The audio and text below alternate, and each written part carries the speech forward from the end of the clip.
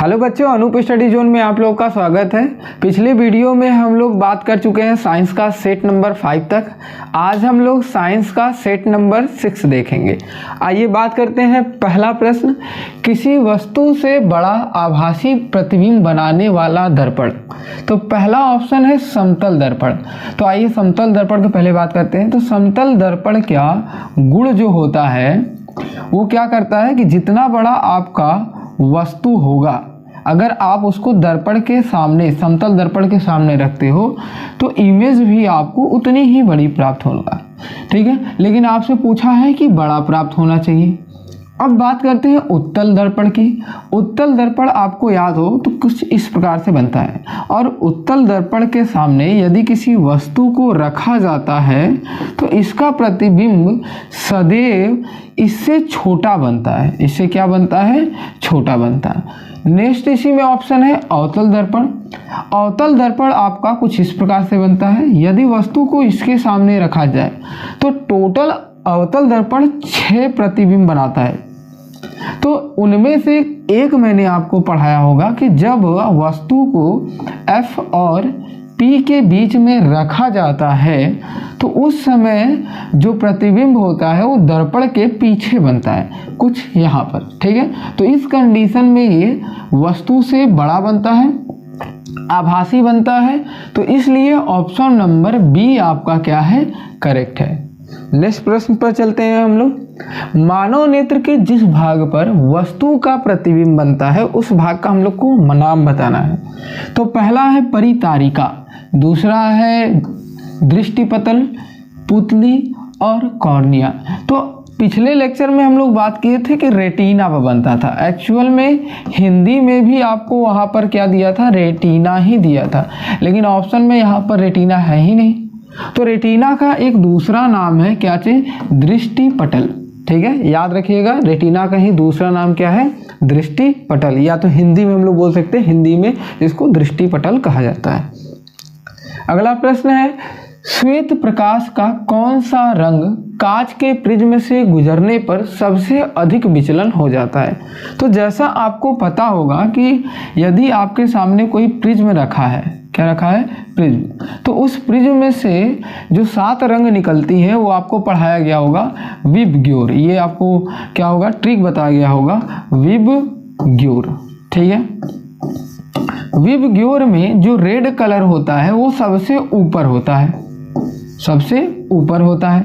ऊपर सबसे क्यों होता है? क्योंकि रेड कलर का जो विचलन होता है वो सबसे कम होता है।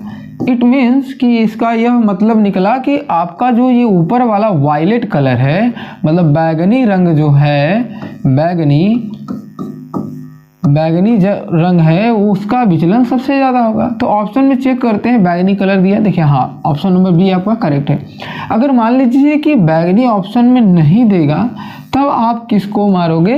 तो इंडिको। ठीक है, इंडिको मतलब क्या होता है? इंडिको, जामुनी कलर आप इसको मारोगे। ठीक है, नारंगी, लाल, पीला, तो नारंगी, लाल, पीला आपको इस क्रम से नीचे से आ रहा है। ठीक है, चल अगला प्रश्न है, एक विद्युत धारा केतली से होकर प्रवाहित विद्युत धारा को 2 गुना कर दिया जाए तो उत्पन्न ऊष्मा का मान क्या होगा?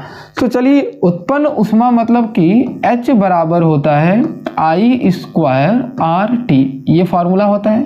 तो पहले तो ये फार्मूला था। अब बोला है कि यदि नया वाला जो I' है, मतलब नया वाला विद्युत धारा जो है वो 2 गुना कर दिया जाए, मतलब पहले I था तो अब कितना कर दिया जाए? 2I। तो वैल्यू इस फॉर्मूले में रख के देखते हैं कितना हो गया। H बराबर 2I का होल स्क्वायर हो जाएगा, R वही सेम है, T हो जाएगा। ठीक है, तो H बराबर आपका आएगा 2 दूना 4 I² RT। ठीक है, अब यहाँ से देखिए, ये जो आपका मान है यहाँ पर I²RT एक्चुअल में पिछले वाले H के बराबर आ रहा है। तो इट मीन्स कि कितना गुना हो जाएगा? 4 गुना। तो ऑप्शन चेक करते हैं, 4 गुना। ऑप्शन नंबर सी आपका क्या है? करेक्ट है। आइए नेक्स्ट प्रश्न पर बात करते हैं हम लोग। एक विद्युत चुंबक का क्रोड बनाने के लिए सबसे अधिक उपयुक्त पदार्थ कौन सा है? तो सबसे अधिक जो है वो आपका मुलायम लोहा जो होता है विद्युत चुंबक क्रोड बनाने के लिए सबसे उपयुक्त पदार्थ होता है।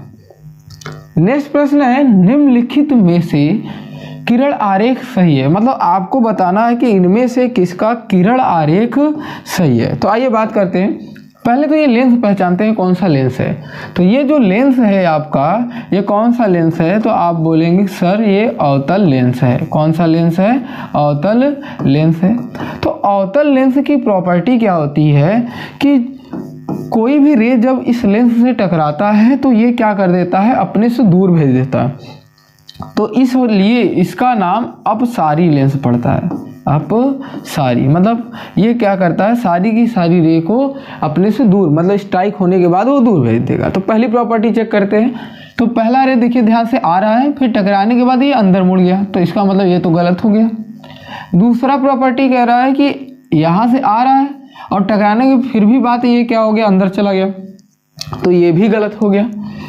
ठीक है। अच्छा, ये तो कुछ बहुत प्रॉपर्टी के अनुसार ये तो सही है, लेकिन ये बिल्कुल गलत है। ठीक है, क्योंकि लेंस से जो रे आती है वो क्या हो जाती है, आर पार हो जाती है। ठीक है, चलिए नेक्स्ट इस पर बात कर लेते हैं, सी वाले ऑप्शन पर। किरण आरेख आया, टकराने के बाद देखिए ये दूर भाग रहा है। ठीक है, फिर उसको पीछे की तरफ बढ़ाया गया तो एफ पॉइंट पर मिला है। तो सी ऑप्शन आपका क्या है, करेक्ट है। ठीक है, और डी ऑप्शन देखा जाए तो प्रिंसिपल एक्सिस, मुख्य अक्ष के समांतर जब कोई लाइट जाती है तो लेंस से टकराने के बाद वो कहाँ से जाती है, ऐसे जाएगी और ये पीछे की तरफ बढ़ाया जाता है, एफ से गुजरती है। ठीक है, तो ऑप्शन नंबर सी आपका क्या है, करेक्ट है। अगला प्रश्न है, विद्युत मोटर एक तरह का उपकरण है जो परिवर्तित करता है, मतलब विद्युत मोटर जो है एक तरह का डिवाइस है। पिछले लेक्चर में हम लोग बात किए थे कि विद्युत मोटर जो होता है एक्चुअल में विद्युत ऊर्जा को यांत्रिक ऊर्जा में क्या करता है, कन्वर्ट कर देता है। विद्युत ऊर्जा यांत्रिक ऊर्जा क्या करता है, कन्वर्ट कर देता है। मतलब ऑप्शन नंबर डी जो है आपका करेक्ट होगा। ठीक है, आइए नेक्स्ट प्रश्न की बात करते हैं। शुद्ध वायु है, शुद्ध वायु क्या है, तो एक्चुअल में शुद्ध वायु जो है एक समांगी मिश्रण है। ऑप्शन नंबर ए आपका क्या है, करेक्ट है। अच्छा, धातुओं का मिश्रण, तो आपके जाहिर सी बात है शुद्ध वायु में धातु तो आएगा नहीं। और तीसरा ऑप्शन है यौगिक का मिश्रण, तो धातुओं में गैस होता है जनरली, सॉरी शुद्ध वायु में क्या होता है, गैस होता है, यौगिक तो होता ही नहीं। उपरयुक्त में से कोई नहीं, तो ऑप्शन नंबर ए आपका करेक्ट है। अगला प्रश्न है, एल्कीन है आपका, मतलब एल्कीन पूछा है, इनमें से कौन सा है। तो आइए चेक करते हैं। एल्कीन, एल्कीन देखिए ध्यान सुनिए, ईन शब्द आया है लास्ट में, क्या आया है, ईन। तो ईन शब्द आने का मतलब कि डबल बॉन्ड है, और डबल बॉन्ड का जो हम लोग कार्बन हाइड्रोकार्बन पढ़ते हैं तो उसका जो सूत्र होता है वो CnH2n होता है। मतलब जितना भी n होगा हाइड्रोजन का n उतना ही 2 गुना होगा, उसके बराबर होगा।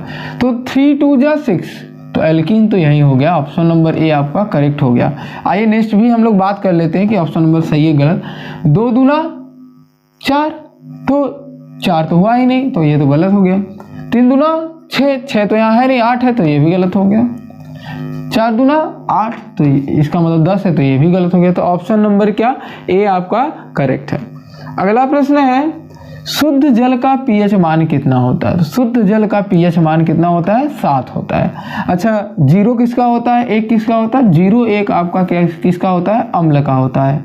किसका होता है, अम्ल का, एसिड का। और ऑप्शन नंबर डी है यहाँ पर देखिए 10, तो 10 किसका होता है, तो आप बोलोगे क्षार का होता है। किसका होता है, क्षार। और 7 होने का मतलब है कि ये जो भी विलयन होगा वो उदासीन होगा। कैसा होगा, उदासीन होगा। अगला प्रश्न है, आवर्त सारणी के तीसरे आवर्त से बाईं से दाईं ओर जाने पर, एक्चुअल में ये प्रश्न जो है आपके इस बार सिलेबस से हटा दिया गया है। ठीक है, तो अगले प्रश्न पर चलते हैं हम लोग। अगला प्रश्न है, कॉलम ए और बी में सम्मिलित करना है आपको। तो सम्मिलित करते हैं, प्लास्टर ऑफ पेरिस। तो प्लास्टर ऑफ पेरिस का जनरली यूज जो होता है, उपयोग हम लोग कहाँ करते हैं, मूर्तियाँ बनाने में, प्लास्टर करने में, ठीक है। तो साइंटिफिक रीजन में भी करते हैं, साइंटिस्ट बहुत लोग, मेडिसिन में किया जाता है। तो प्लास्टर ऑफ पेरिस जो होता है क्या करते हैं, मूर्तियाँ का निर्माण, मतलब पहले वाले का दूसरा ऑप्शन है, चेक करते हैं पहले वाले का पहला गलत है, पहले वाले का चौथा गलत है, पहले वाले का तीसरा गलत है, पहले वाले का दूसरा, तो ऑप्शन नंबर बी करेक्ट है। ऐसे क्या करेंगे, देखिए पहले एक सुमेलित कीजिएगा, अगर एक से ज़्यादा ऑप्शन है तो दूसरे पर कीजिएगा, अगर ऐसा नहीं है तो डायरेक्ट आप क्या करेंगे, एक ही ऑप्शन मैच कर रहा तो उसको टिक करेंगे और नेक्स्ट प्रश्न के लिए आगे बढ़ जाएंगे। इससे होगा क्या कि आपका टाइम बचेगा, ठीक है, अगले प्रश्न के करने के लिए, जो आप थ्योरी लिखोगे उसको लिखने के लिए। नेक्स्ट प्रश्न है, निम्नलिखित में से मिथाइल ऑरेंज मिलाने पर कौन सा रंग लाल हो जाता है। लाल मैंने पहले भी बताया था, लाल होने का मतलब है कि वो अम्ल होगा, क्या होगा, अम्ल होगा। तो अम्ल इसमें चेक करते हैं, NaCl एक्चुअल में न्यूट्रल होता है, KOH एक्चुअल में क्षारीय होता है, H2SO4 ये आपका एसिड है, तो ऑप्शन नंबर बी आपका क्या है, करेक्ट है।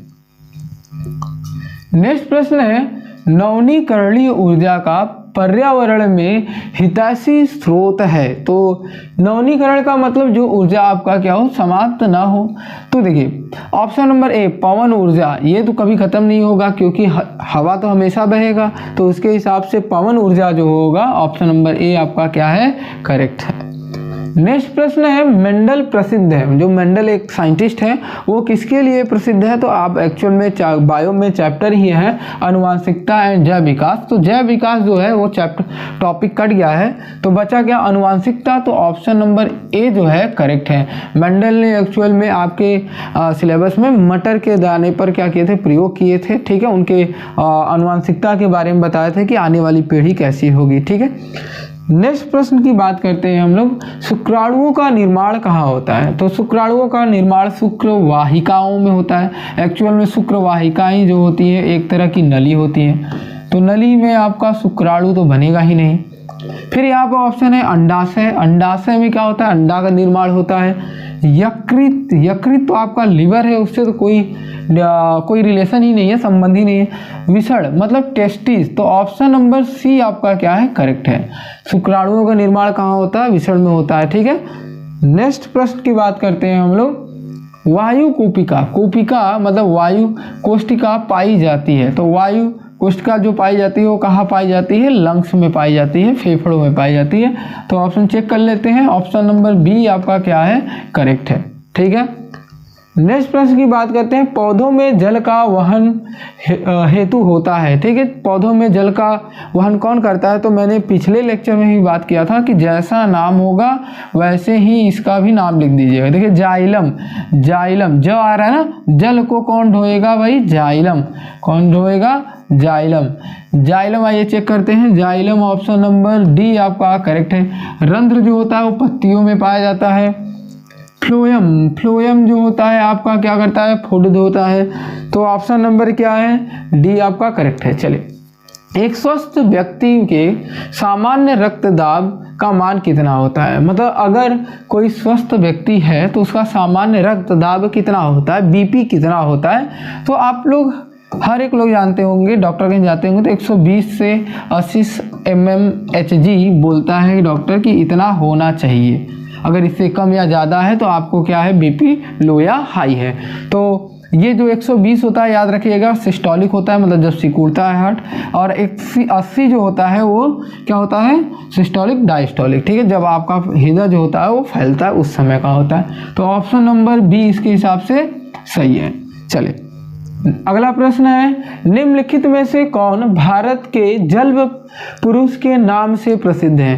तो भारत के जल पुरुष के नाम से कौन प्रसिद्ध है, तो राजेंद्र सिंह जो है भारत के जल पुरुष के नाम से प्रसिद्ध या जाने जाते हैं। अगले प्रश्न की बात करते हैं, एक उत्तल दर्पण द्वारा उसके ध्रुव और अनंत के बीच में रेखा कर एक बिंब या वस्तु के प्रतिबिंब को बनाने वाला नामांकित चित्र आरेख बनाइए तथा प्रतिबिंब के गुण बताइए, मतलब गुण भी बताना है। वाहन में उत्तल दर्पण को दृश्य दर्पण के रूप में वरीयता क्यों दिया गया है। चलिए आइए हम लोग बारी बारी बात करते हैं। पहले उत्तल दर्पण हम लोग को बनाना है।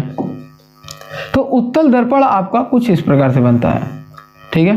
तो उत्तल दर्पण हम लोग के सामने बन गया। फिर इसके बाद हम लोग क्या करेंगे, मुख्य अक्ष बनाएंगे। क्या बनाएंगे, मुख्य अक्ष। तो मुख्य अक्ष हो गया, ठीक है, ये आपका क्या है, मुख्य अक्ष हो गया।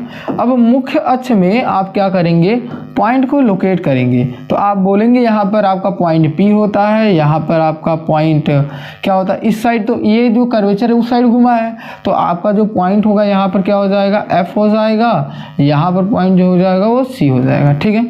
अब इस साइड वस्तु को कहीं पर रखिए। कहाँ बोला है, उसके ध्रुव मतलब क्या हो गया, पोल और अनंत के बीच में रखना है। मतलब अनंत कहीं यहाँ हो गया, तो इनके बीच में कहीं भी हम लोग रख देते हैं ऐसे करके, ठीक है। यहाँ पर रखने के बाद क्या होगा, जब एक लाइट इससे सीधे जाती है, क्या होती है, सीधे जाती है, तो यहाँ से वही सीधे चली गई। सीधे जाने के बाद ये दर्पण से टकराने के बाद कहाँ से गुजरती है, तो आप लोग सभी लोग जानते हैं कि वो F से गुजरती है ना, F से गुजरती है। तो हम लोग इसको पीछे की तरफ मोड़ देते, क्योंकि दर्पण है, टकराने के बाद लाइट जो होगी वो पीछे की तरफ भाग जाएगी, ठीक है। ये क्या होगी, पीछे की तरफ चली जाएगी। तो एरो आप ऐसे बना लेंगे। तो एक्चुअल में ये वाला रे अगर देखा जाए तो इसको हम पीछे जब बढ़ाते हैं, पीछे बढ़ा के देखते हैं, तो उस समय हमें प्रतीत होता है कि ये लाइट जो है एक्चुअल में फोकस से आ रही होगी। एक्चुअल में हम लोग को कहाँ से दिखती है, फोकस से आ रही होगी। फिर उसके बाद एक लाइट को हम लोग क्या करते हैं, सी से भेजते हैं। कहाँ से भेजते हैं, सी से भेजते हैं। सी से भेजने पर हम लोग प्रॉपर्टी जानते हैं कि यदि कोई रे सी से जाती है, कहाँ जाती है, सी से जाती है, तो वापस वो सी से ही टकराने के बाद उसी से वापस आ जाती है। जैसे कहने का मतलब है कि अगर रे बीम जो किरण है, अगर वो यहाँ से ऐसे सीधे निकलती है, तो टकराने के बाद वो वापस इसी रे पर आ जाती है। चलिए सपोज करते हैं कि मान लीजिए गई नहीं, आ रही है, तो इसका मतलब आपको क्या दिखेगा कि ये लाइट कहीं ना कहीं से आ रही होगी। तो जब इसको हमने जोड़ा, एक्चुअल में इसको जोड़ा हमने, तो मैंने बोला था सी से जानी चाहिए, ठीक है। तो सी से चला गया। तो सी से जब हमने इसको जोड़ा तो एक्चुअल में पीछे बढ़ा कर देखा तो ये एक पॉइंट ऐसा था जहाँ पर ये कट किया था, जहाँ पर ये क्या किया था, कट किया था, वो यहाँ पर, ठीक है। देखिए यहाँ पर ये कट किया था, और जहाँ ये कट करते हैं वहीं इसका क्या होता है, प्रतिबिंब बनता है। तो आपका प्रतिबिंब जो बना है वो यहाँ पर बना है, ठीक है। अब ध्यान से देखिए, आगे प्रश्न बोला है कि इसके गुण बताइए। गुण बताना है। देखिए गुण ये है कि पहला, प्रतिबिंब जो बना है वो वस्तु से छोटा बना है। क्या बना है, छोटा बना है, ठीक है। पहला गुण तो ये हो गया। फिर उसके बाद एक और गुण बोलते हैं हम लोग कि जैसा आपका वस्तु था वैसा ही प्रतिबिंब, मतलब सीधा बना। देखिए ये सीधा खड़ा है, ये भी सीधा खड़ा है, तो आप बोलोगे सीधा है, ठीक है। सीधा के साथ साथ अगर इसको देखा जाए तो इसका जो प्रतिबिंब बना है, इसका जो प्रतिबिंब बना है, सीधा के साथ साथ आभासी बना है। क्या बना है, आभासी बना है, ठीक है। इतना समझ में आया, मतलब हमने क्या बता दिया आपको, प्रतिबिंब का गुण भी बता दिया।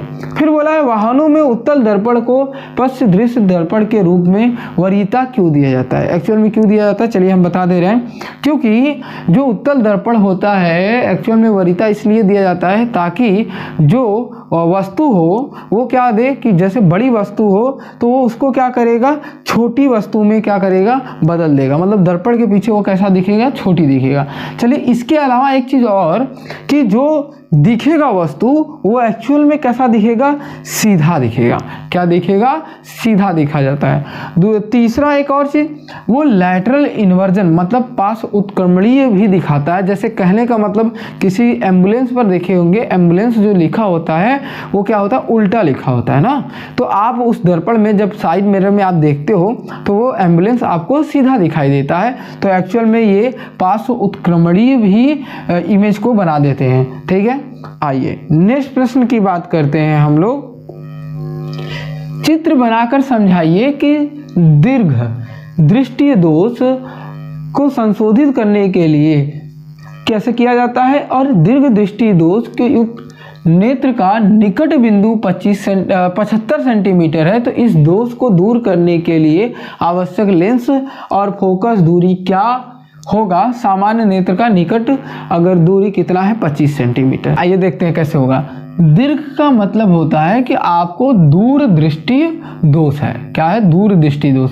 तो मैंने एक चीज आपको बहुत अच्छे से बताया था कि दूर दृष्टि दोष मतलब जो आपको दिखाई दे वही आपका क्या है? दोष है। ठीक है, मतलब इस आदमी का दूर का दिखाई दे रहा है, पास का नहीं दिखाई दे रहा है। तो पास का देखने के लिए मिनिमम दूरी जो होता है वो 25 होता है। कितना होता है? 25 होता है। अब 25 सेंटीमीटर को इसको देखना है। तो आइए, पहले बोला है कि संशोधित करने के लिए मतलब चित्र बनाना है, तो चित्र हम लोग क्या करेंगे? लास्ट में बना लेंगे। पहले हम लोग सॉल्व कर लेते हैं। आइए देखें, तो सॉल्व करते हैं कि v की वैल्यू आपको कैसा दिया है? निकट मतलब कितना देख रहा है? 75 सेंटीमीटर तक देख रहा है और देखना कितना चाहिए था उसको? 25। तो v की वैल्यू कितना दे दिया है? 75 सेंटीमीटर। कितना दिया है? 75 सेंटीमीटर। u की वैल्यू आपको कितना दे दिया है? 25 सेंटीमीटर। दोनों की वैल्यू क्या होगी? माइनस में। ठीक है, अब देखिए फॉर्मूला होता है लेंस का 1/f = 1/v minus 1/u। 1/u तो 1/f = 1/v मतलब 1/- 75 माइनस 1/- 25 माइनस माइनस मिलकर क्या हो जाएंगे? प्लस। तो 1/f यहाँ से देखिए 1/f = माइनस 1/75 प्लस 1/25। एलसीएम लेते हैं दोनों का, 75 आएगा। 75 1 जा 75 माइनस 1 प्लस 25 में 3 बार जाएगा तो 3 हो गया। तो यहाँ से 1/f की वैल्यू आ गई 2/75। ठीक है, 75। उल्टा करेंगे तो f की वैल्यू हम लोग को आएगा 75/2 सेंटीमीटर। ठीक है, इतना आपका आंसर आएगा। आप इसको पॉइंट में कन्वर्ट कर लीजिएगा। ठीक है, लास्ट में आंसर लिखते समय। अब इसमें बोला है कि लेंस की फोकस दूरी क्या होगी, तो हमने फोकस दूरी निकाल लिया। ठीक है, और फोकस दूरी कैसा आया? पॉजिटिव आया। कैसा आया? पॉजिटिव आया। कैसा आया? पॉजिटिव आया। क्यों मैं इतनी बार बता रहा हूँ? क्योंकि आपके पास दो ही लेंस होता है, एक अवतल एक उत्तल।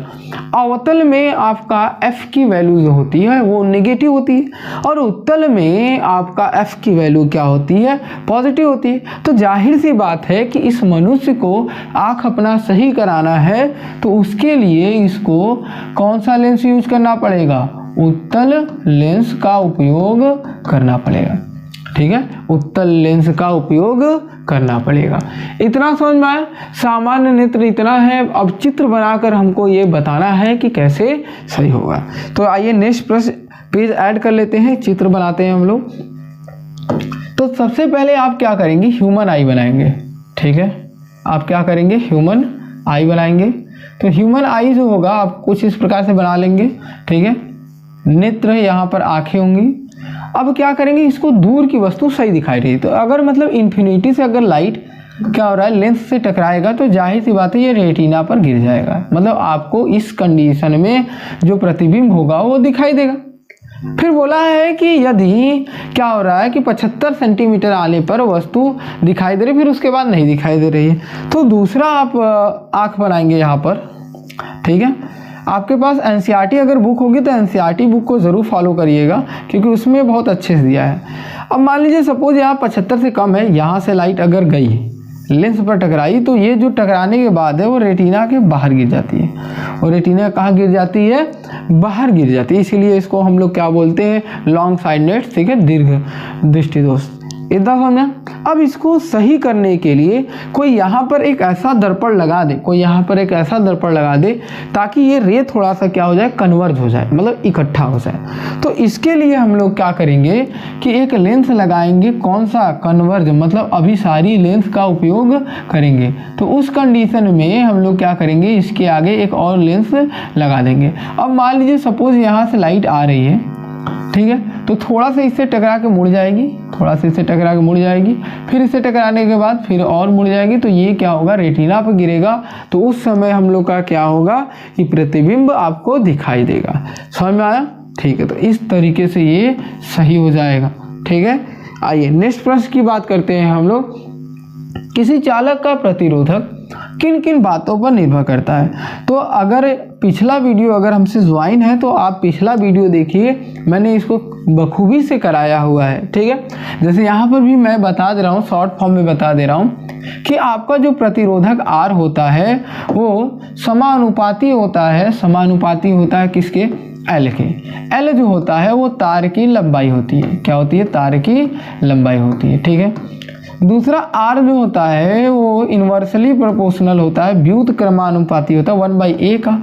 A जो होता है वो क्षेत्रफल होता है, क्या होता है, क्षेत्रफल। मतलब कौन सा, मतलब अगर तार है तो अगर उसको काट दिया जाता है तो अनुप्रस्थ जो काट क्षेत्रफल होता है उसकी बात करा जाता है। दूसरा जो R होता है, मतलब किन बातों को बोला है, तो R जो होता है वो तापमान पर भी निर्भर करता है, किस पर, तापमान पर। फिर R जो होता है वो पदार्थ पर भी निर्भर करता है कि वो जो रेजिस्टेंस है वो किस पदार्थ का बना हुआ है, कौन सी मटेरियल है, ठीक है। फिर प्रश्न आगे भी बोला है कि एक विद्युत बल्ब को 80 वाट पर संचालित करने पर 10 एम्पियर विद्युत धारा लेती है, कितनी एम्पियर, 10 एम्पियर। और बल्ब को 240 वोल्ट की संचालित करने के लिए कितने प्रतिरोधक उसके श्रेणी क्रम में जोड़ना चाहिए जिससे उतनी ही धारा ले, ठीक है। मतलब एक विद्युत बल्ब है 80 वोल्ट पर और संचालित 10 एम्पियर विद्युत धारा। बोला है कि बल्ब को 240, मतलब जो बल्ब को 240 वोल्ट पर संचालित करने के लिए, अब 240 वोल्ट का संचालित करना है तो कितने प्रतिरोध उसके श्रेणी क्रम में जोड़े जाने चाहिए। चलिए आइए बात करते हैं। देखिए कहने का मतलब इसका क्या है कि आपके पास एक बल्ब है, क्या है, एक बल्ब है, ठीक है। ये बल्ब जो है जल रहा है कितने पर, 80 वोल्ट पर संचालित करने पर। मतलब उस समय अगर संचालित हम कर रहे हैं कितना, 80 वोल्ट लगाने पर, ध्यान सुनिएगा। तो इस I का मान 10 एम्पियर दिया हुआ, मतलब शुरुआत में I का मान 10 एम्पियर है, ठीक है। उस समय जो V का मान है वो 80 वोल्ट है, कितना है, 80 वोल्ट। तो इसके अकॉर्डिंग, मतलब इन दोनों के गिवन के अकॉर्डिंग अगर हम R की वैल्यू निकालें, किसका वैल्यू निकालें, R की वैल्यू अगर निकाला जाए तो फॉर्मूला होता है R बराबर V अपॉन में I। तो यहाँ से क्या होगा, R बराबर आपको आएगा V की वैल्यू 80, I की वैल्यू 10, काट दिया जाए वैल्यू तो R बराबर आ जाएगा 8 ओम। कितना आ जाएगा, 8 ओम। इतना समझ में आया। मतलब एक बल्ब जो इस समय यूज हो रहा है वो 8 ओम का यूज हो रहा है। फिर बोला गया है कि यदि ऐसी ही परिपथ हो, मतलब ऐसा ही परिपथ हो, ऐसे करके एक बल्ब जोड़ा गया श्रेणी क्रम में, तो श्रेणी क्रम में आपका I का मान 10 ही एम्पियर रहेगा। लेकिन वोल्टेज बढ़ा दिया है कितना, तो 200 कितना भाई, 240 कर दिया है। कितना कर दिया, 240 वोल्ट आपको कर दिया है। बोला है बल्ब को 240 वोल्ट पर संचालित करने के लिए कितनी प्रतिरोधक के श्रेणी क्रम में जोड़नी चाहिए यदि धारा उतनी ही ले। तो I का मान फिर से बता रहे, R बराबर होता है V अपॉन I। तो इस बार V की वैल्यू कितना कर दिया है, 240। कितना कर दिया है, 240।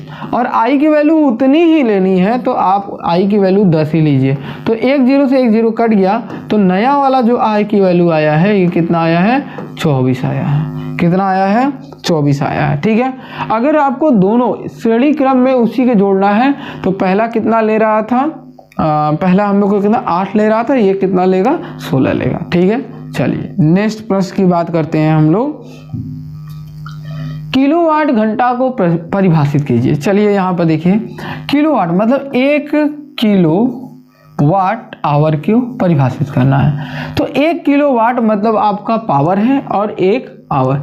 तो आप क्या कहेंगे कि जो 1 घंटा में यदि किसी उपकरण के द्वारा 1 किलोवाट खर्च किया जाए तो उसी को हम लोग 1 किलोवाट घंटा कहते हैं, ठीक है। मतलब जो कार्य है वो 1 किलोवाट, जैसे कहने का मतलब कैसे परिभाषित करेंगे, यदि पावर का मान कितना हो, 1 किलोवाट हो, कितना हो, 1 किलोवाट, और आपका समय जो हो वो 1 आवर हो तो उस पर किया गया, परिपथ पर किया गया जो कार्य होगा वो 1 गुणे 1 के बराबर होगा। तो W बराबर आ जाएगा 1 किलोवाट आवर। ठीक है, मतलब किसी परिपथ में 1 किलोवाट ऊर्जा व्यय करने में 1 घंटा लेता है तो उसी को हम लोग 1 किलोवाट पर आवर कहते हैं। 1 किलोवाट में कितने जूल के बराबर होता है, तो ये प्रश्न हम लोग करते हैं। 1 किलोवाट में कितने जूल होता है, तो 1 किलोवाट, ध्यान सुनिएगा, 1 किलोवाट में कितना जूल होता है। तो जूल जो होता है SI यूनिट होता है, ये आपका किलोवाट है। मतलब जूल बराबर अगर देखा जाए, जूल बराबर अगर देखा, सिर्फ जूल बराबर मैं बात कर रहा हूँ, जूल बराबर अगर देखा जाए तो वाट इंटू सेकेंड होता है, वाट इंटू सेकेंड होता है, वाट इंटू सेकेंड होता है। ठीक है, तो इसके हिसाब से ये वैल्यू हम लोग किस में बदल दें, वाट और सेकेंड में। चलिए, तो 1 किलोवाट में 1000 वाट होता है, तो 1000 मल्टीप्लाई कर लेते हैं। जैसे कहने का मतलब ऐसे समझिए कि इसको मैं क्या लिख सकता हूँ, 1 किलोवाट गुणे 1 आवर लिख सकता हूँ, और 1 किलोवाट में 1000 वाट होता है, 1000 वाट होता है, इंटू 1 घंटा में 3600 सेकेंड होता है। ठीक है, अब इसका गुणा इसमें कर देते हैं, 3 6 1 0 2 0 1 2 3 0 1 2 3 0, ये क्या हो गया, वाट, वाट सेकेंड, वाट सेकेंड हो गया। ठीक है, वाट इंटू सेकेंड हो गया, और वाट इंटू सेकेंड ही आपका क्या है, जूल है। तो इसका मतलब आंसर हो जाएगा 3.6 इंटू 10 के पावर 1 2 3 4 5 6, तो 10 के पावर 6 जूल। तो ये आपका सही ऑप्शन है। फिर बोला गया है, अच्छा इसी में एक और प्रश्न है भाई, कि एक विद्युत केतली पर 200 वोल्ट 2.2 किलोवाट अंकित किया गया है। फिर यह 3 घंटे के लिए कार्य करती है। प्रयुक्त में ऊर्जा, आपको ऊर्जा निकालना है, मतलब W, और प्रवाहित विद्युत धारा का गणना करना है। तो आइए इस प्रश्न को हम लोग देखते हैं कि यदि क्या बोला है, यदि तार में, यदि परिपथ में कितना 220 वोल्ट अंकित किया गया है, कितना अंकित किया गया, 220 वोल्ट अंकित किया गया है। मतलब V की वैल्यू आपको दिया गया है 220 वोल्ट। किलोवाट, मतलब वाट जो होता है पावर की यूनिट है, तो 2.2 किलोवाट दिया हुआ है। फिर बोला है यदि 3 घंटे चला जाए, T बराबर आपको दे दिया गया है 3 घंटे, मतलब 3 आवर, कितना दे दिया गया है, 3 आवर। फिर बोला I का मान निकालना है और W का मान, मतलब कितना ऊर्जा व्यय हुआ। तो देखिए, ऊर्जा व्यय मतलब W निकालना है। ठीक है, W बराबर P इंटू T होता है। पावर वाट में है, अगर पावर को किलोवाट में कर रहे हो तो ये जो समय होगा वो आवर में रहेगा। यदि पावर को वाट में आप रख रहे हो तो T जो होगा वो सेकंड में होगा। तो आप देखिए यहाँ पर ये किलोवाट में है, ये आवर में, तो डायरेक्ट रख लेते हैं हम लोग। तो पावर जो है वो 2.2 है, इंटू समय जो है वो 3 है, तो W बराबर आपका आ गया 3 2 जा 6, 3 2 जा 6, 6.6 किलोवाट आवर। ठीक है, ये आपका ऊर्जा व्यय हो गया। फिर बोला प्रवाहित विद्युत धारा का मान, तो बहुत ईजी है, P बराबर होता है V इंटू आई, ये आपका फॉर्मूला है, किसका, पावर का। फिर उसके बाद अगर आपको I का मान निकालना है तो P बाई V, वहीं से कर दिया मैंने। ठीक है, अब P की वैल्यू जो दिया है वो 2.2 है, मतलब I बराबर आपको दिया है 2.2, और V बराबर आपको दिया है 220 वोल्ट, 220 वोल्ट। एक्चुअल में अगर आप ध्यान से देखिए ये किलोवाट में है, तो आपको इसमें चेंज किस में करना पड़ेगा, वाट में। तो वाट में आप अगर इसको चेंज करते हैं, मतलब 2.2 को चेंज करते हो वाट में, तो 2.2 इंटू 1000 गुणा करोगे तो कितना आ जाएगा, 2200, इतना वाट आएगा। तो इसके हिसाब से अगर उसको हम लोग चेंज करें तो ये आपका किलोवाट था, ये वोल्ट था, तो ये हो जाएगा 2200 अपॉन में 220, 10 से 10, 22 से 22, 10 बचा, तो I बराबर हो गया 10 एम्पियर। कितना हो गया 10 एम्पियर। ठीक है, समझ में आया? सबको समझ में आया? ठीक है। नेक्स्ट प्रश्न है, निम्नलिखित यौगिक की आईपीएससी नेम लिखना, IUPAC नेम लिखना। तो आइए नाम लिखते हैं, CH2CH2Cl। चलिए अब देखिए, सबसे पहले आपको क्या करना है कि सबसे पहले आपको देखना है कि डबल बॉन्ड किधर से आया, डबल बॉन्ड किधर से आया। तो डबल बॉन्ड इधर से पास पड़ा तो नंबरिंग आप इस पर 1 यहाँ स्टार्ट करोगे, 2 यहाँ होगा, 3 यहाँ होगा। जितने कार्बन होगा उतने कार्बन, आप 3 कार्बन हो गया। ठीक है, अब नाम कैसे लिखते हैं? तो सबसे पहले आप किसी भी कार्बन चेन में हाइड्रोजन ग्रुप रखते हो। ठीक है, तो हाइड्रोजन ग्रुप जो है वो क्लोरीन है। कौन है? क्लोरीन है। तो आप पहला क्या बोलोगे? 3 क्लोरो। क्या बोलोगे? 3 क्लोरो। ठीक है, फिर आप इसके बाद कॉमा दोगे, फिर देखोगे कि कितने कार्बन है, तो आप बोलोगे 3। तो 3 को बोला जाता है प्रोप। सब में कौन सा बॉन्ड है? कौन सा बॉन्ड है? डबल बॉन्ड है, इसलिए हम लोग क्या बोलेंगे? प्रोपीन है। क्या बोलेंगे? प्रोपीन। डबल बॉन्ड को इन बोलते हैं, प्रोपीन। ठीक है, प्रोपीन है। ठीक है, समझ में आ? चलिए नेक्स्ट प्रश्न की बात करते हैं। अच्छा, इसको ऐसे भी लिख सकते हैं, 3 क्लोरो मतलब 3 क्लोरो।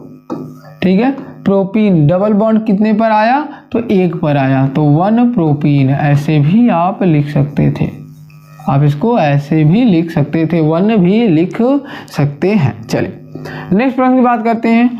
1 2 3 कार्बन। कितने कार्बन? 3 कार्बन। नंबरिंग वहां से करेंगे जहां से क्रियात्मक समूह स्टार्ट होगा। तो याद करते हैं, 1 2 3। नाम लिखते हैं। 3 कार्बन मतलब क्या हो जाएगा? प्रोप। 3 कार्बन का मतलब क्या? प्रोप। सब में सिंगल बॉन्ड, इसलिए एन। क्या आएगा? एन। पहले नंबर पर कार्बोक्सिलिक ग्रुप है। अच्छा, COOH आएगा तो इसका मतलब ओइक है। क्या है? ओइक है। और OH आए तो इसका मतलब ऑल है, इसका मतलब ऑल है। तो ऑल शब्द पहले आएगा और ओइक, तो ये क्या लिखेंगे? 2 ऑल 1 ओइक। ठीक है, 2 ऑल 1 ओइक मतलब पूरा नाम अगर लिखा जाए तो प्रोपेनल 2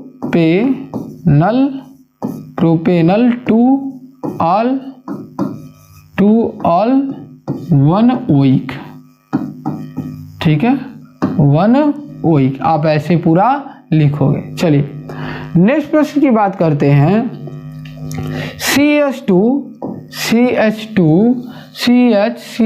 अच्छा, नीचे भी देखिए उसके ब्रांचेस लगे हुए हैं, नीचे भी उसके क्या है? ब्रांचेस लगे हुए हैं। तो देखिए यहाँ स्टार्ट कितने करेंगे? 2 कार्बन ऑलरेडी यहाँ हो गया। ठीक है, फिर 3 4 5 6 7। अब देखेंगे जो सब्स्टिट्यूशन है, प्रतिस्थापन, वो कितने नंबर से कौन इधर से पास पड़ता है, किधर से पास पड़ता है। तो 2 1 3 1 4, 2 1 3 1 4, चाहे जिधर से चलिए वो बराबर ही आएगा। तो हम लोग नाम लिखते हैं। टोटल कितने कार्बन? 2 3 4 5 6 7। टोटल कितने? 7 कार्बन है। और बीच में ये वाला छूट जा रहा है, बीच में ये वाला क्या हो रहा है? छूट जा रहा है। तो 2 कार्बन 5 हाइड्रोजन को हम लोग बोलते हैं इथाइल। क्या बोलते हैं? इथाइल। क्या बोलते हैं? इथाइल। ठीक है, इथाइल भी होता है, इथाइल भी बोलते हैं हम लोग। ठीक है, इथाइल। कितने कार्बन है? 2 3 4 5 6 7 कार्बन है, तो 7 को बोलते हैं हेप्ट। क्या बोलते हैं? हेप्ट। सब में सिंगल बॉन्ड है तो इसलिए क्या लिखेंगे? एन। क्या लिखेंगे? हेप्ट एन। ठीक है, सब में सिंगल बॉन्ड है इसलिए क्या लिखेंगे? हेप्टेन। तो इसे हम लोग क्या लिखेंगे? इथाइल। अच्छा, ये भी देखिए 2 3 4, तो 4 नंबर पे क्या आ रहा है? इथाइल। तो हम लोग लिखेंगे 4 इथाइल हेप्टेन। क्या लिखेंगे? हेप्टेन। ठीक है, ये आपका हो जाएगा करेक्ट ऑप्शन। ठीक है, ये किसका है? ग का उत्तर है। ये क्या है? ग का। आइए घ की बात करते हैं। घ में तो एक ही कार्बन है। कितने हैं? 1 कार्बन। तो एक ही कार्बन का लिखना है, तो हम लोग लिखेंगे 1 क्लोरो। 1 chloro bromo आइडो। तो पहले हम लोग क्या अल्फ़ाबेट जो होगा वो चेक करेंगे। ब्रोमो क्लोरो आइडो, तो सबसे पहले कौन आता है? बी आता है। तो सबसे लिखेंगे 1 ब्रोमो, ठीक है, 1 क्लोरो 1 आइडो, ठीक है, 1 आइडो क्या है? मेथ है, मतलब एक है, तो इसलिए मेथेन लिखेंगे। क्या लिखेंगे? मेथेन। मतलब 1 ब्रोमो 1 क्लोरो 1 आइडो मेथेन। ये आपका घ का उत्तर है। आइए अगले प्रश्न पे आते हैं। क्लोरीन का परमाणु क्रमांक 17 है। इलेक्ट्रॉनिक विन्यास लिखिए, आवर्त सारणी में इसकी स्थिति स्पष्ट कीजिए और इसकी संयोजकता कीजिए। तो ये प्रश्न एक्चुअल में जो है इस बार सिलेबस में कट गया है, इस बार ये नहीं आएगा, ठीक है। जैसे आएगा भी तो आप लिख लीजिएगा। क्लोरीन का परमाणु इलेक्ट्रॉनिक विन्यास लिखना तो 2, 8, 7 होता है। फिर आवर्त सारणी में इसकी स्थिति ज्ञात करिए। 17 नंबर पे आता है, 17वां ग्रुप होता है, ठीक है। तीसरा जो होता है वो पीरियड होता है। संयोजकता कितनी है? लास्ट में 7 है तो संयोजकता कितनी हो जाएगी? 1 हो जाएगी, ठीक है। बहुत इजी प्रश्न है। चलिए नेक्स्ट प्रश्न बात करते हैं हम लोग। निम्नलिखित में से रासायनिक समीकरण को संतुलित करना है। आपको क्या करना है? संतुलित करना है। आइए हम लोग बारी बारी करके संतुलित करते हैं। पहला है आपके पास C6H12O6 प्लस O2 को जब हीट किया जाता है तो ये CO2 प्लस H2O बन जाता है, ठीक है। एक्चुअल में आप इसको कई बार पढ़े होंगे। ये क्या है? ग्लूकोज को ऑक्सीजन के प्रेजेंस में जलाया जा रहा है तो 6 कार्बन होना चाहिए। तो इसको हम लोग डायरेक्ट भी कर सकते हैं। यहाँ पर आप क्या करिएगा? 6 कर दिएगा, 6 कार्बन हो गया, 6 12 और ये हो जाएगा 12, 6 दूना 12, तो ये 12 होना चाहिए। तो यहाँ पर 6 कर देंगे, 6 दूना 12 हो गया। ऑक्सीजन 6 दूना कितना हो जाएगा?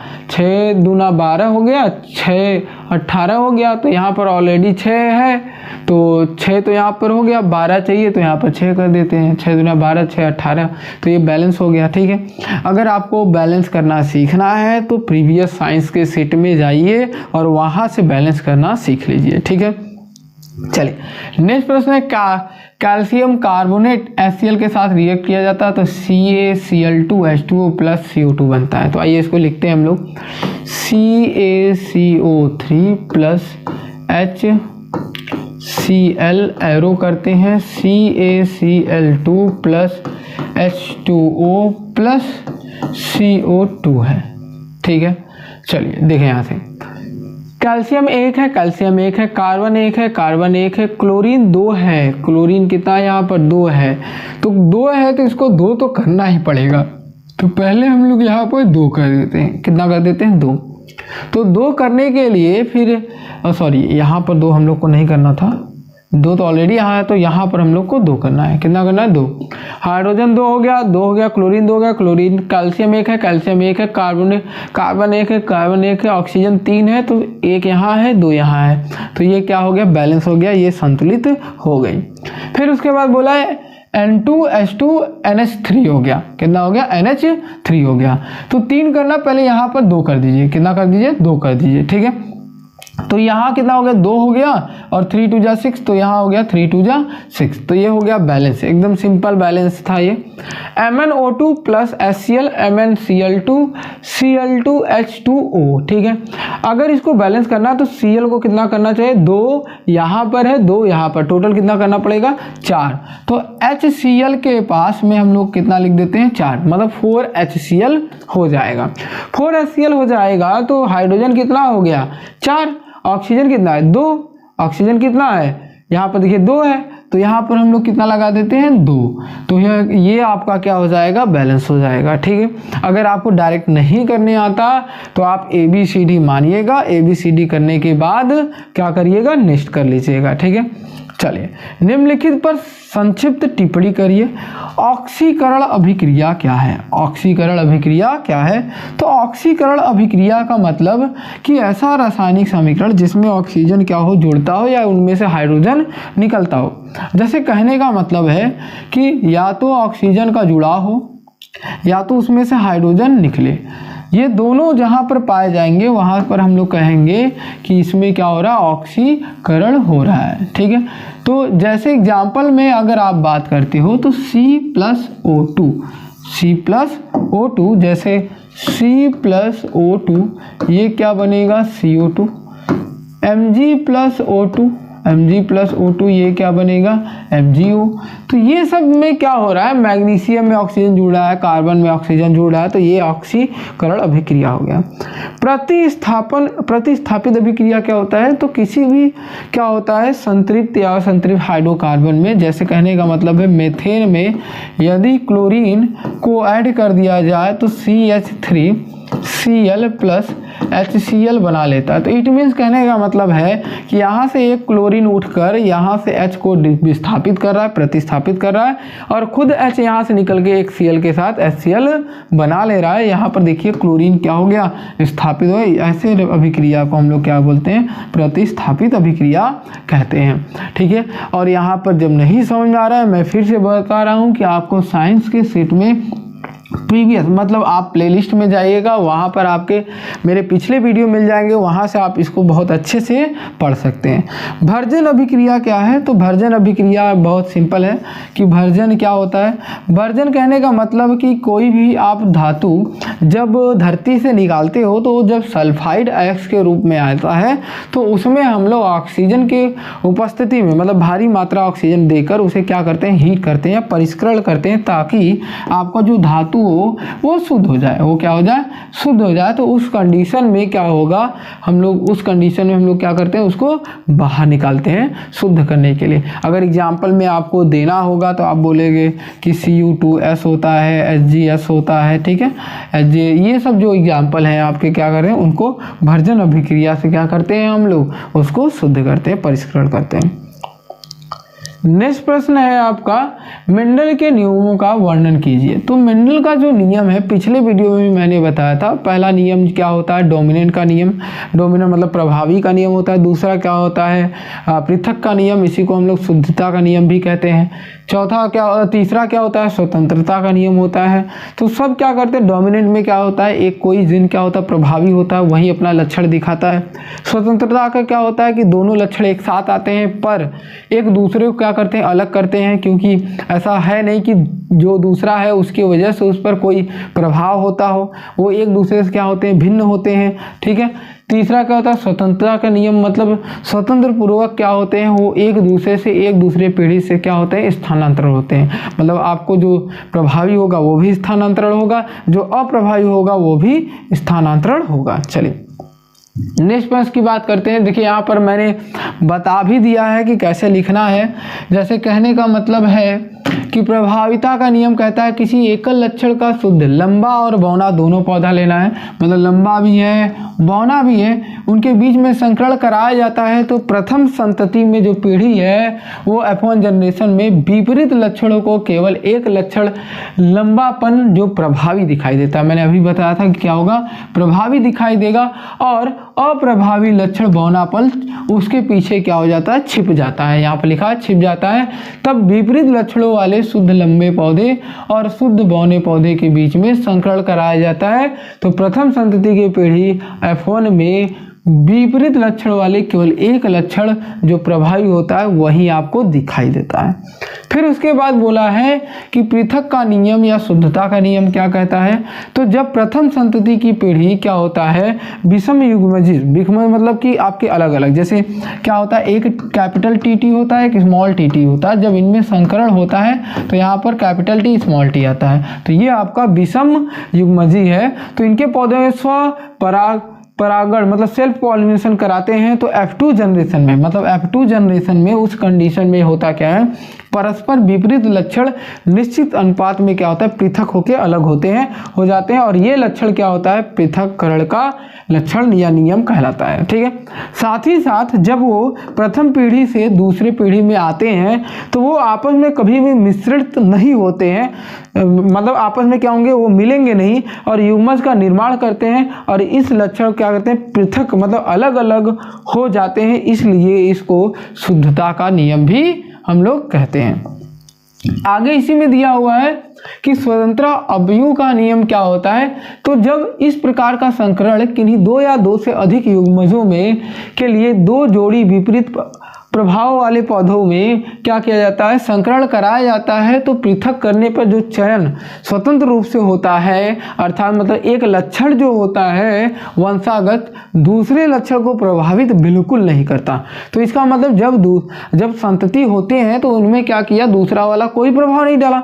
तो उस कंडीशन में होगा क्या कि जो मेंडल के द्विसंकरण का नियम जो उन्होंने बताया था, मतलब आर आप पढ़े होंगे आर आर वाई वाई और स्मॉल आर कैपिटल वाई, जब द्विसंकरण जब दो हम लोग गुण लेकर चल रहे थे तो उस कंडीशन में जब स्वप्रगाढ़ किया गया था तो F2 जनरेशन में 4 प्रकार के बीज प्राप्त हुए थे। कितने प्रकार के? 4 प्राप्त हुए। F2 पीढ़ी की संतानों का लक्षण गोला आकार मतलब राउंड, गोला आकार, वो पीला रंग तथा झुर्रीदार मतलब झुर्रीदार तथा आकार जो था वो हरा रंग का संकरण प्राप्त होता है। ठीक है, मतलब इसमें से एक आर, इसमें से एक वाई, इसमें से आर, इसमें से एक वाई। ठीक है, ऐसे प्राप्त होता था। और जिसे हम लोग प्रभावी जिन पृथक हो गए अब F2 पीढ़ी के लिए स्वतंत्र रूप से वो जाते हैं। तो यदि आप इसको क्या करेंगे, पूरा याद करेंगे, याद करने के बाद इसे किसी कॉपी पर लिख लीजिएगा, फिर एग्जाम में यदि आएगा तो यही आप लाइन बाय लाइन इसको उतार दीजिएगा और आपका एक भी नंबर इसमें नहीं कटेगा। आइए नेक्स्ट पॉइंट की बात करते हैं। एक आवृत्ति बीज पौधे में निषेचन के पश्चात होने वाली परिवर्तनों का विवरण देना है आपको। तो क्या वजह से कहने का मतलब है कि जब क्या होता है पराग कोष पर पराग के कण क्या होते हैं, फीमेल पर जाते हैं, फीमेल मतलब फूल पर जाते हैं, तो उस समय निषेचन की प्रक्रिया होती है। तो उसमें क्या क्या परिवर्तन देखा जाता है। तो परिवर्तन कहने का मतलब पहला परिवर्तन भ्रूण का इसका विकास होगा, जो इम्ब्रियो होता है, भ्रूण जहाँ पर बच्चे होते हैं, ठीक है, तो उसका क्या होगा, विकास होगा। भ्रूण पोष का भी विकास होगा, ये जो भ्रूण होता है वो भ्रूण पोष के अंतर्गत आता है, तो उसका भी विकास होता है। और क्या होता है, बीज और फल का निर्माण भी होने लगता है। ठीक है, आइए नेक्स्ट प्रश्न की बात करते हैं। पर्यावरण को बचाने के लिए किन्हीं 5 आर का वर्णन कीजिए। एक्चुअल में आप लोग 3 आर पढ़े होंगे, यहाँ पर आपको कितना दे दिया है, 5 आर। कितना आर, 5। तो आइए हम लोग बात करते हैं। देखिए, रीफ्यूज करने का मतलब अगर आपके पर्यावरण में यदि उनका कोई काम नहीं है, जैसे कोई भी अपशिष्ट पदार्थ है, यदि उसका कोई काम नहीं है तो आप उसको इनकार कर दीजिए, या तो उसको क्या स्वीकार ही मत कीजिए कि नहीं ये चलेगा। जैसे पॉलीथीन है, प्लास्टिक पॉलीथीन बोला जाता है, जो ब्लैक कलर का पॉलीथीन होता है वो क्या है मार्केट में बैन है, तो उसको आप कहिए कि सभी समुदाय लोग जितने भी वहाँ पर रहते हैं उन्होंने मना कर दीजिए कि हम लोग ये पॉलीथीन यूज़ ही नहीं करते। जब आप यूज़ नहीं करोगे तो वो कभी बनेगा ही नहीं। ठीक है, तो पहला आर तो ये कह दिया। रिड्यूस मतलब अगर मान लीजिए आपके उपयोग लायक है वो, तो आप यदि उसके आपके इन्वायरमेंट में यदि वो नुकसान कर रहा है तो इसका मतलब उसका कम से कम उपयोग करें। जितना आप कम उपयोग करेंगे वो आपके पर्यावरण और आपके लिए क्या होगा, लाभदायक होगा। फिर तीसरा आर कहता है रीयूज, मतलब मान लीजिए कि अगर आपने उसको बाई कर लिया है, खरीद लिया, और उसको क्या करिए कि एक ही बार यूज करके फेंकिए नहीं, आप उसको क्या करिए बार बार यूज करिए अपने जीवन में। अगर जितनी बार उसको यूज करेंगे तो इसका मतलब वो सामान उतनी ही बार कम खरीदा जाएगा, तो इससे आपको बेनिफिट होगा। ठीक है, फिर उसके बाद नेक्स्ट प्रश्न है इसी पर, चौथा वाला आर बोला रीपर्पस, मतलब अगर मान लीजिए कोई सामान लाए हैं तो आप उसको रीपर्पस भी कर सकते हैं। जैसे कहने का मतलब है कि यदि आप कोई मार्केट से सामान लाते हैं, आप उसको किसी और काम के लिए ला रहे हैं और फिर उसको यूज़ करने के बाद अगर वो ख़राब हो जाता है तो आप किसी और काम में यूज कर लीजिए। जैसे कहने का मतलब है कि ब्रश लाएँ, पहले मंजन किए, फिर उसके बाद क्या हुआ, कोई चीज़ गंदा हो गया तो फिर उससे क्या किए, उससे साफ भी कर सकते हैं। ठीक है, फिर उसके बाद क्या है, रिसाइकल। एक ऐसा चरण है रिसाइकल, मतलब आप उस अपशिष्ट पदार्थ को क्या करें, गला दीजिए, गला के कोई और चीज़ में ढाल दीजिए या उसको परिवर्तित कर दीजिए। तो ये आपके पूरे के पूरे कितने थे, 5 आर। कितने थे, 5 आर। अभी तक आपने क्या है 3 आर सुना होगा, आज क्या मैंने बता दिया आपको 5 आर के बारे में। ठीक है, अगर वीडियो अच्छी लगी हो तो आप इस वीडियो को ज़्यादा से ज़्यादा शेयर करेंगे। ठीक है, अपने दोस्तों को भी ये शेयर करिएगा ताकि क्या हो कि ये सभी लोग जाने। ठीक है, आइए नेक्स्ट प्रश्न की बात करते हैं। मानव में नर जनन तंत्र मतलब प्रजनन तंत्र का वर्णन करना है। तो देखिए इसको वर्णन करने के लिए पहले आपको क्या करना होगा, इसका डायग्राम, खूबसूरत सा डायग्राम बनाना होगा, ठीक है। फिर उसके बाद आपको क्या करना है कि जो डायग्राम बनाओगे उसमें आप उसको नाम लिखोगे, कि जो जो नाम लिखोगे, जैसे कॉपर ग्लैंड हो गया, ठीक है, कॉपर्स ग्लैंड हो गया, प्रोटेस्टिस हो गया, टेस्टिस हो गया, विसर्ड कोष हो गया। तो ये इन सभी का क्या करोगे, नाम लिखोगे। नाम लिखने के बाद, लेबलिंग करने के बाद आप जो नाम लिखोगे उसको आप डिटेल से मतलब 2-2 लाइन 3-3 लाइन करके आप समझाओगे कि ये पॉइंट ये होता है। जैसे कहने का मतलब है टेस्टिस जो होता है, विसर्ड जो होता है आपका शुक्राणुओं का निर्माण करता है, ठीक है।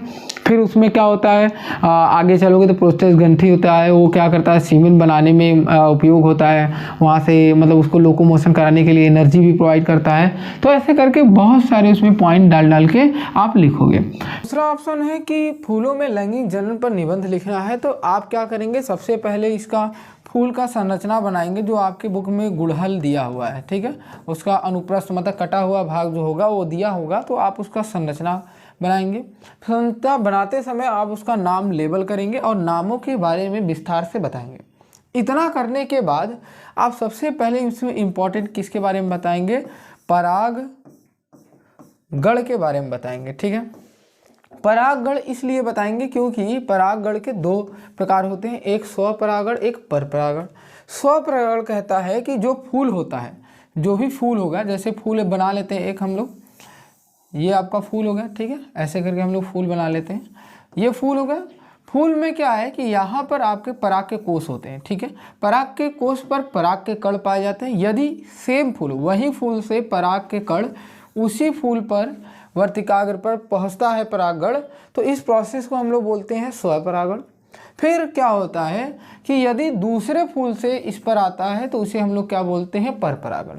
अब इसको लाने के लिए कोई ना कोई माध्यम चाहिए, इसको लाने के लिए कोई ना कोई क्या चाहिए, माध्यम चाहिए। तो माध्यम आपका क्या हो सकता है, हवा हो सकता है, पानी हो सकता है, पंछी हो सकते हैं, छोटे छोटे कीड़े मकोड़े भी हो सकते हैं, मानव भी हो सकते हैं। तो ये आपका माध्यम हो गया, ये क्या हो गया, माध्यम हो गया, जहाँ से पराग के कण लाए जाते हैं, ठीक है। तो इस पूरे प्रोसेस को हम लोग परागगण कहते हैं। इतना समझ में आया, ठीक है। अब जैसे ही यहाँ पर पराग के कण पहुँचेंगे तो यहाँ से अंडाशय में होते हुए अंडाशय में इनका क्या होगा, निषेचन होगा। फिर इसके बाद बीज बनेंगे, बीज बनने के बाद उनसे अगर हम बोएंगे तो क्या होगा, नया संतति उत्पन्न होगा। तो इस प्रश्न का उत्तर देखिए आगे। पुष्पों में लैंगिक जनन होता है वो वाणिज्य प्रक्रिया से होता है जो कि विकास के महत्वपूर्ण पर भूमिका निभाती है, ठीक है। पौधों में लैंगिक जनन अंगों के मिलने कर बीज बनता है, जो आपके पराग के कण मैंने बताया कि मिलता है तो वो क्या निर्माण बनाता है, बीज बनाता है, जो बाद में नए पौधे उत्पत्ति के लिए जिम्मेदार होता है, तो नई संतति बनती है। फिर बोला है लैंगिक जनन की प्रक्रिया, मतलब इसमें प्रक्रिया कैसे होती है, तो पुरुष पुष्प होता है और क्या होता है, स्त्री। तो स्त्री में क्या होता है, गर्भाशय होता है, वहाँ से पुष्पों के निकल कर ले आते हैं। जैसे गर्भाशय से क्या होगा, आपके निकाल कर ले आते हैं, जो महिला पुष्पों के गर्भाशय से आए हुए गर्भ बीजों के साथ मिलते हैं, ठीक है। यह मिलना लैंगिक योग्यता तथा पूरा करता है और इसी को हम लोग क्या कहते हैं, बीज का निर्माण करता है। यहीं पर क्या होता है, बीज का निर्माण होता है। इसके पश्चात जो बोला है कि माध्यम जो होना चाहिए वो वायु होगा या पानी होगा, जीवों का या कीटाणुओं का माध्यम से ये पूरा होता है। फिर बोला यह प्रक्रिया कहाँ तक होता है, कहाँ तक होता है, तो यह प्रक्रिया विभिन्न पौधों के लिए विभिन्न हो सकती है, ठीक है। जैसे मैंने बोला कि एक क्या है, स्वयं से होता है, एक हम लोग दूसरे फूल से करते हैं।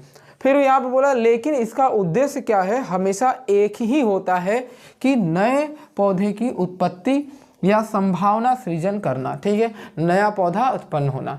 अगर वीडियो अच्छी लगी हो तो लाइक करिएगा, शेयर करिएगा, जितना हो सके ज़्यादा से ज़्यादा इसको शेयर करिएगा, ठीक है। धन्यवाद।